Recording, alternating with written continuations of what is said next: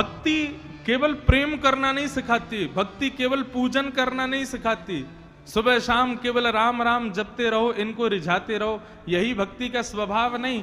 भक्ति यदि करोगे तो भक्ति कभी कभी ठाकुर जी की शिकायत करना भी सिखाती है, ठाकुर जी से रूठना भी सिखाएगी, ठाकुर जी पे गुस्सा करना भी सिखाएगी। लेकिन बंधुओं, बिना भक्ति के कभी भगवान पर क्रोध कर मत देना। क्रोध करने का अधिकार भी उसी को है जो भक्ति करता है।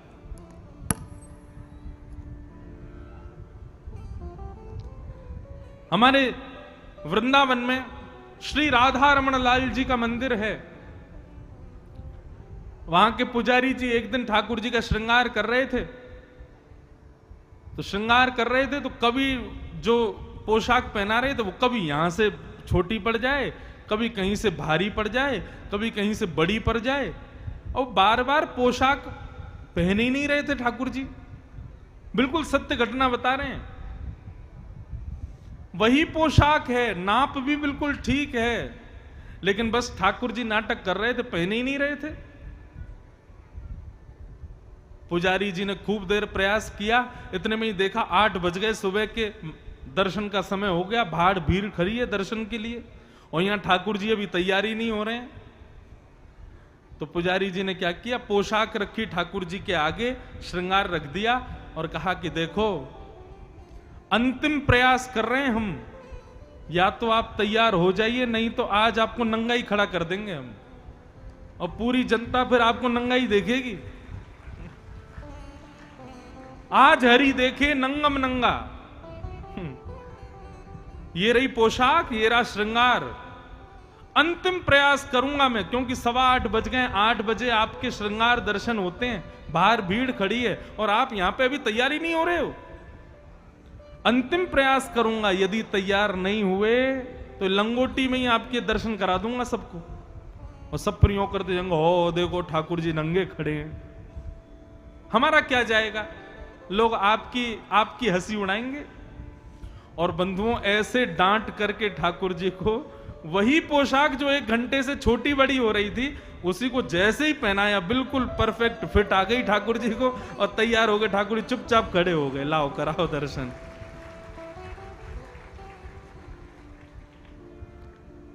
तो भैया, प्रेम में क्रोध का अधिकार होता है। आप जब ठाकुर जी से प्रेम करने लगोगे तो आपको अधिकार मिलेगा, और अधिकार करना नहीं पड़ता। प्रेमी के प्रति गुस्सा अपने आप आ जाता है, करना थोड़ी पड़ता है। और कई लोग तो ऐसे होते हैं, जैसे मेरा भी स्वभाव ऐसा ही है, मैं सब पे गुस्सा नहीं होता, लेकिन जिससे मेरा प्रेम है, जिससे मेरा थोड़ा भी प्रेम भाव है, चाहे भाई हो, बहन हो, माता पिता हो, या कोई परिवार का व्यक्ति हो, मित्र हो, जिस पर थोड़ा प्रेम है, गुस्सा उसी पे आता है, और किसी पे थोड़ी आता है। तो जबरदस्ती का गुस्सा तो ठाकुर जी पे करना मत, नहीं तो बहुत बुरा हो जाएगा। लेकिन प्रेम करोगे तो गुस्से का अधिकार मिल जाएगा, कभी कभी कर लिया करो, कोई आपत्ति नहीं। तो वही एक इस पद के माध्यम से हमने शिकायत ही करी, ठाकुर जी आप बदल गए हो, पहले बढ़िया थे आप। बताओ, पूतना पर भी कृपा कर दी, ताड़का पे भी कृपा कर दी, आपसे ब्याह करने आई थी सुरपनखा, उस पे भी कृपा करी आपने। लेकिन हम लोगों से पता नहीं कौन सी गलती बन जाती है, आप हम पे कृपा ही नहीं करते।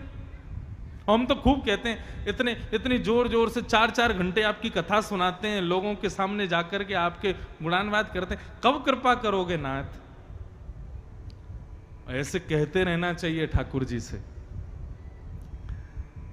तो भगवान ने पूतना पर कृपा की, और तत्पश्चात अब धीरे धीरे ठाकुर जी 3 महीना के है गए। और जैसे ही ठाकुर जी 3 महीना के भये महाराज,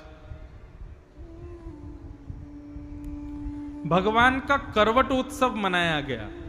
कौन सा उत्सव? करवट उत्सव।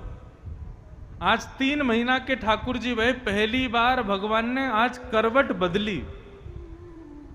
जैसी करवट बदली महाराज, पूरे ब्रजमंडल में नगाड़े बजने लगे, जय हो जय हो जय हो, बधाई हो। सब ब्रजवासी बोले, अरे भैया काय बात की बधाई?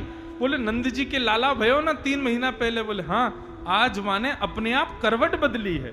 ओहो महाराज, ये सुनते ही सब नाचने लगे, जय हो। अब सोचो आप उस समय ब्रज किस स्थिति में रहा होगा। मतलब ठाकुर जी जरा सी आवाज भी मुख से निकालते थे ना, उसका भी उत्सव मनता था। ऐसा आनंद पूरे ब्रजमंडल में हो गया। यशोदा मैया ने देखा इतनी सारी भीड़ गोपियों की आई है, कोई ठाकुर जी को सोने नहीं दे रहा है, कोई हाथ पकड़े, कोई पाम पकड़े, कोई लाला के गाल खींचे। मैया ने जाकर के एक बैलगाड़ी के नीचे कपड़ा बांध करके ठाकुर जी को सुला दिया। जैसे ही मैया उठ करके वहां से आई तो एक सक्टासुर नाम का दैत्य आया और आकर के उस बैलगाड़ी के ऊपर बैठ गया। भगवान ने दो कारणों से बैलगाड़ी को उड़ा दिया। पहला कारण सक्टासुर नाम का दैत्य ऊपर बैठा था, और दूसरा कारण, जितने भी यहां भक्त बैठे हैं ध्यान से सुनना, दूसरा कारण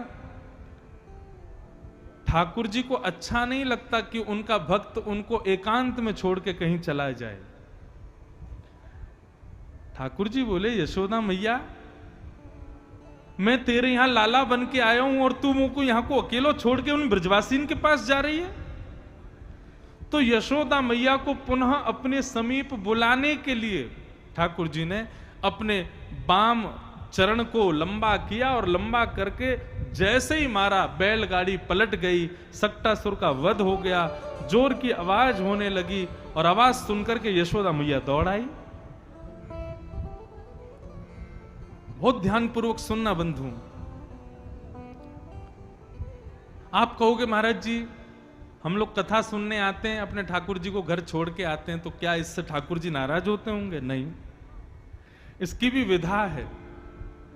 घर से जब भी कहीं जाओ तो ठाकुर जी से प्रार्थना करो, हे लाल जी हम लोग अब जा रहे हैं, आप कृपा करके या तो हमारे हृदय में बैठ के हमारे साथ चल दो, या फिर आप वृंदावन जाकर के अपने सखाओं के साथ आनंद करो। ऐसा भाव करना चाहिए। ठाकुर जी को सब जगह संग ले जाने की जरूरत नहीं है। ठाकुर जी से हम भाव कर सकते हैं। अब हमारे ठाकुर जी छोटे से लाल जी हैं, अब इतनी दूर हम कथा करने आते हैं, क्या कहते हैं? उनसे कह के आते हैं, ठाकुर जी हम कथा करने जा रहे हैं, आपका मन हो तो हमारे संग हृदय में बैठ के चल दो, और यदि आपकी इच्छा ना हो तो आप वृंदावन में ही अपने ग्वाल वालों को बुला के यमुना के तट पे घूमने चले जाओ, थोड़ा आनंद कराओ, किसी भक्त से मिलाओ। ऐसा भाव कह के जाते हैं तो भाव की पूर्ति हो जाती है। यशोदा मैया जैसी आवाज सुनी दौड़ करके मैया गई तो क्या देखा, बैलगाड़ी पलटी पड़ी है, सारे उसके मटके फूटे पड़े हैं जिसमें दूध घी दही आदि सब रखा था, और दूध घी दही के बीच में छोटे से गोपाल जी किलकिल करके हंस रहे हैं।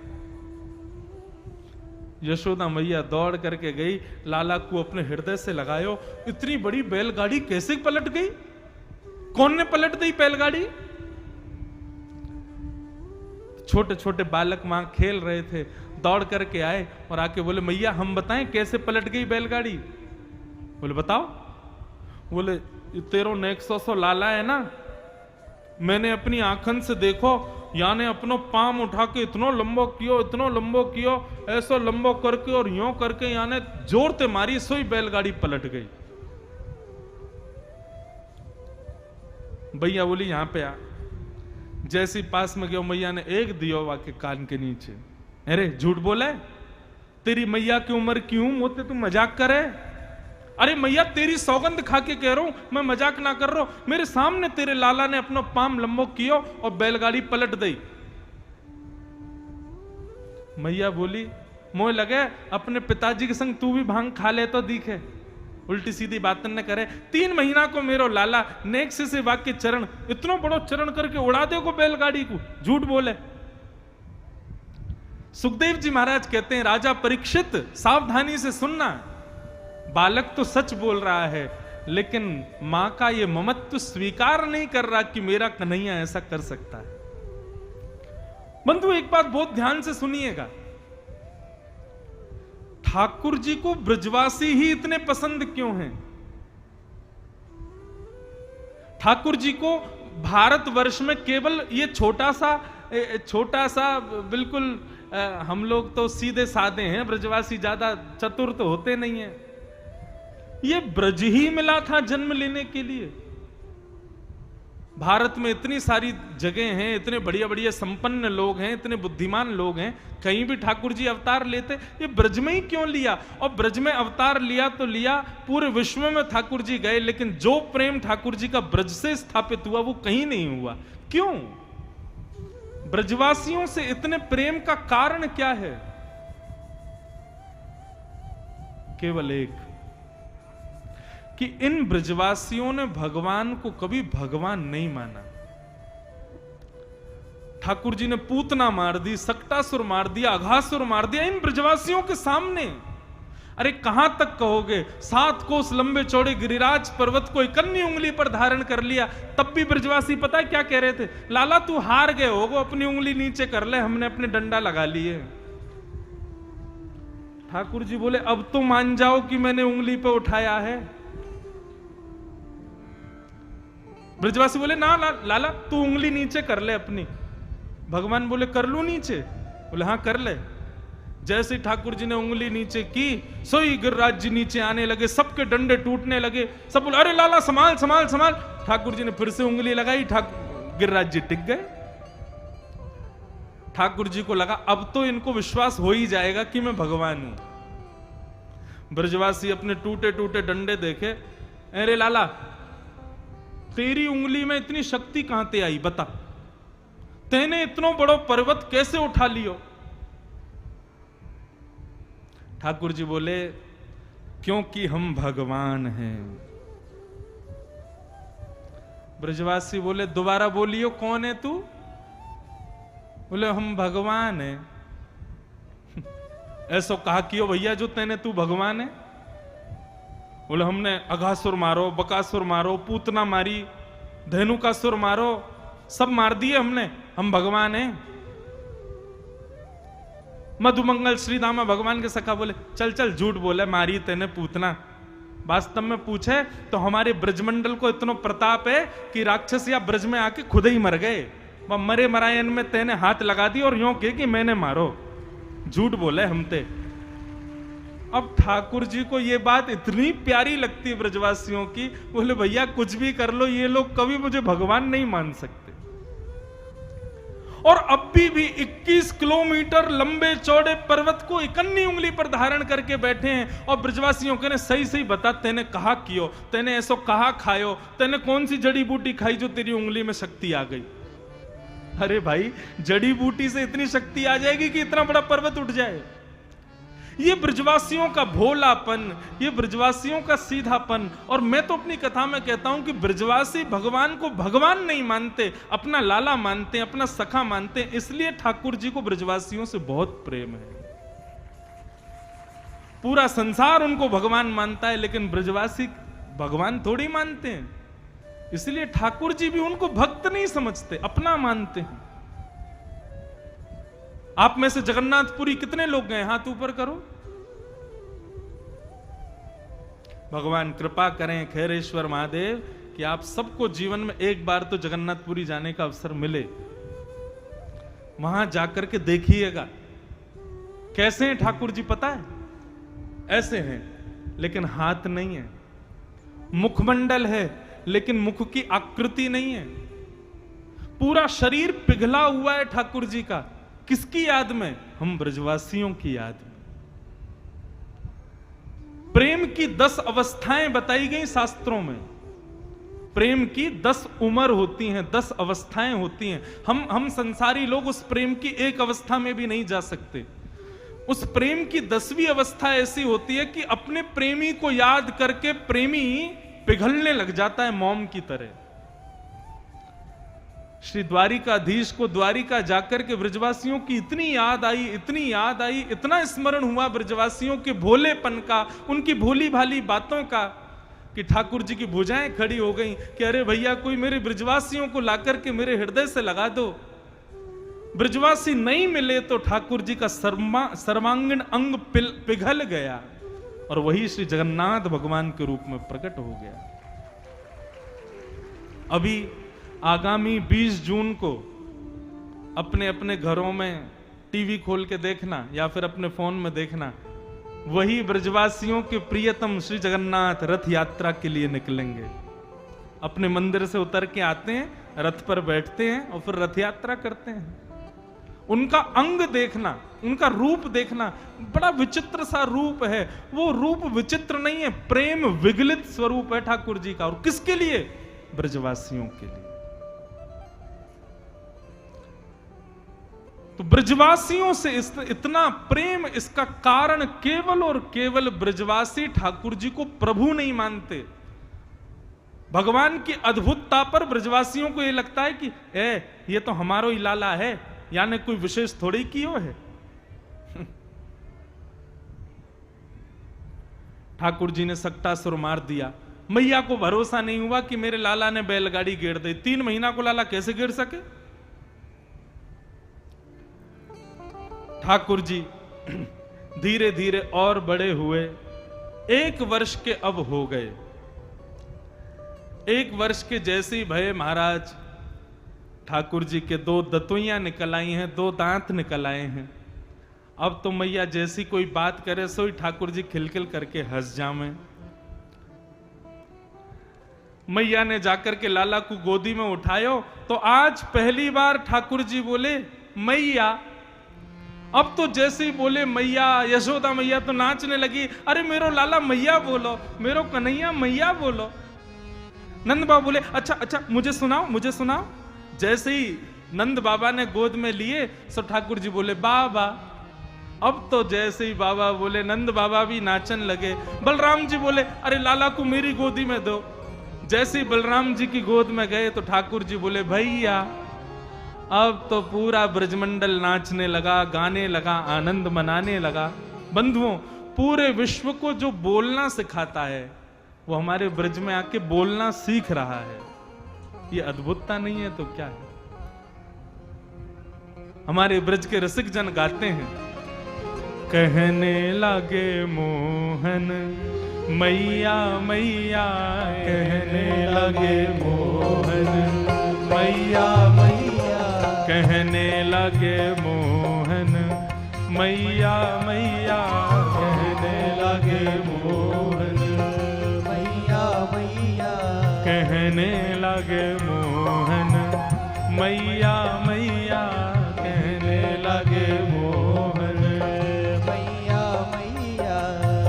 पितानंद सो बाबा रे बाबा, पितानंद सो बाबा रे बाबा, पितानंद सो बाबा रे बाबा, पितानंद सो बाबा रे बाबा। और हलधर सो भैया, और हलधर सो भैया,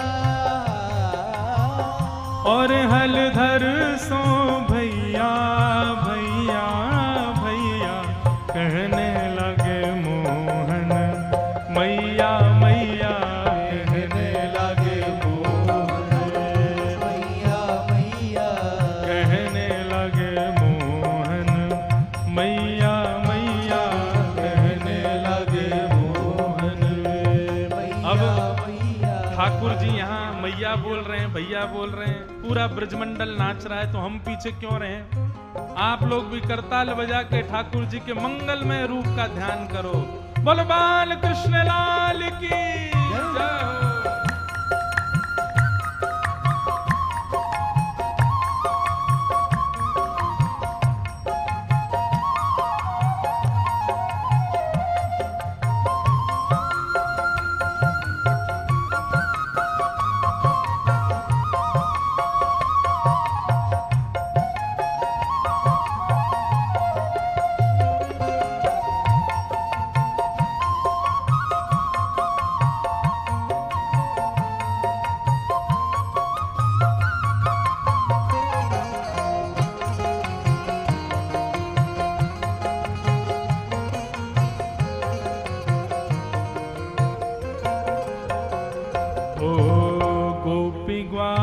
सब करत कुतूहल, गोपी ग्वाल सब करत कुतूहल, गोपी ग्वाल सब करत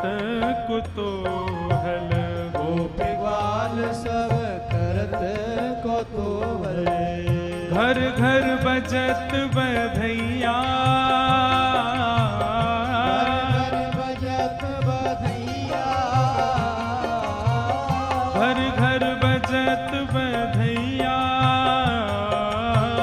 घर घर बजत बधैया, ओ घर घर बजत बधैया, बधैया बधैया कहने लगे मोहन मैया मैया कहने लगे मोहन मैया मैया, कहने लगे मोहन मैया मैया कहने लगे मोहन मैया मैया, पितानंद सो बाबा रे बाबा, पितानंद सो बाबा रे बाबा, पितानंद सो बाबा रे बाबा, पितानंद सो बाबा रे बाबा, और हलधर सो भैया, और हलधर सो भैया, हाँ और हलधर सो भैया, भैया भैया कहने लगे मोहन मैया मैया कहने लगे मोहन मैया मैया, कहने लगे मोहन मैया मैया कहने लगे मोहन मननंद के लाला की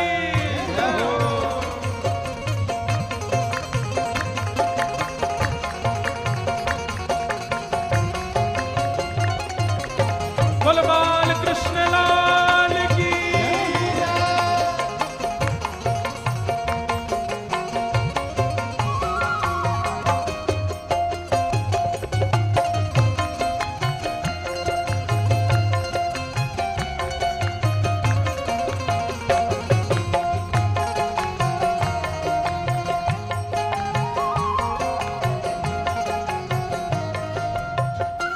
अब इतना सुंदर वर्णन है कि नंद भवन में खंभों में मणियां लगी हैं और उन मणियों में खुद को देख करके ठाकुर जी नाचने लग रहे हैं।